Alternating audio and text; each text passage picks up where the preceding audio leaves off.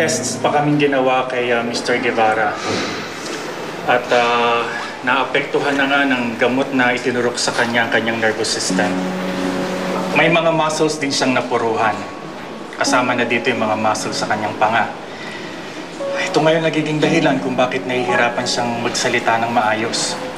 Pero Doc, kailan po makapagsalita ang daddy ko? Itutuloy-tuloy natin ang detoxification. And I'm happy to say na he's on his way to his recovery. Within the day or two, nakakakita na tayo ng significant improvement. Talaga ho? Basta tuloy-tuloy lang tayo sa paggagamot. Okay. Salamat sa Diyos. Nagagaling na si daddy. Maraming salamat po, Doc. Salamat. Malaking tulong kayo sa asawa. Mauna na po ako. Salamat po, Doc.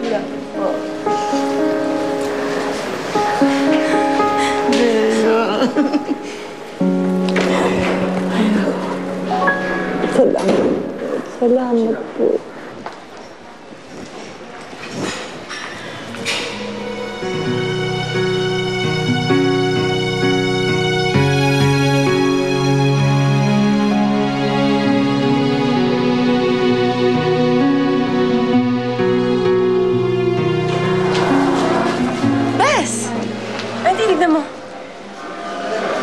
Wala. Kasi may dumaan na nurse. Akala ko, kilala ko. Kamusta ba yung usap niyo with the doctor? Sabi nung doktor, malapit na daw gumaling si daddy. Basta inumin lang niya yung gamot niya. Naisip ko nga, Bes, baka makatulong sa kanya na bilan natin ng fruits. Yung fresh, yung healthy. I just wanna see daddy back to his normal self. Sige. Ngayon na ba? May fruit stand sa baba, nakita ko. Tara. Sige. Tara.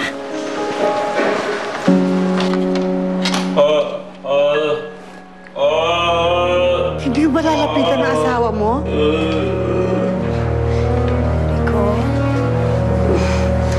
Rico, dito lang ako. Rico!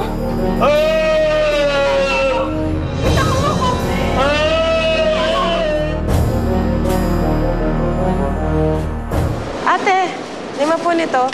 Gusto ni daddy yan, apples. Tsaka ito din, 5 din. Alam mo, best, pag gumaling na si daddy, babawi talaga ako sa kanya. Marami kaming kailangan pag-usapan.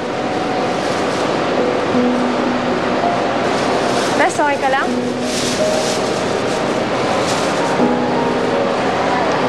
Thank you, ate.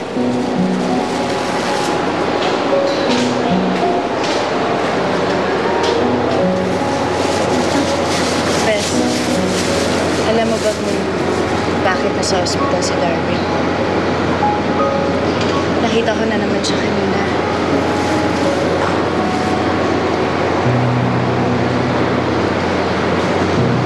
Bes, you can tell me.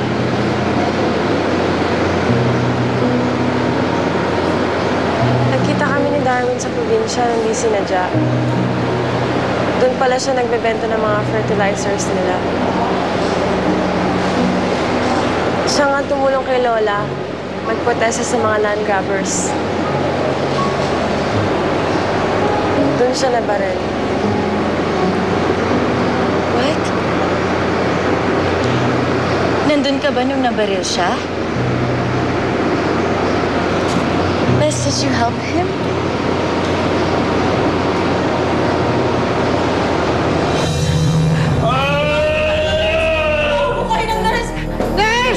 Diyos ko! Nurse! Nurse! Nurse! Nurse ko.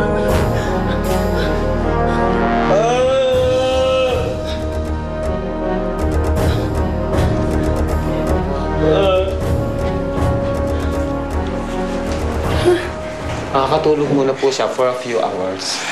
Bakit daw nagkagan? Epekto pa rin ho ito ng gamot na nasa katawan ni Sir. Akala ko pa naman nakilala niya na ako.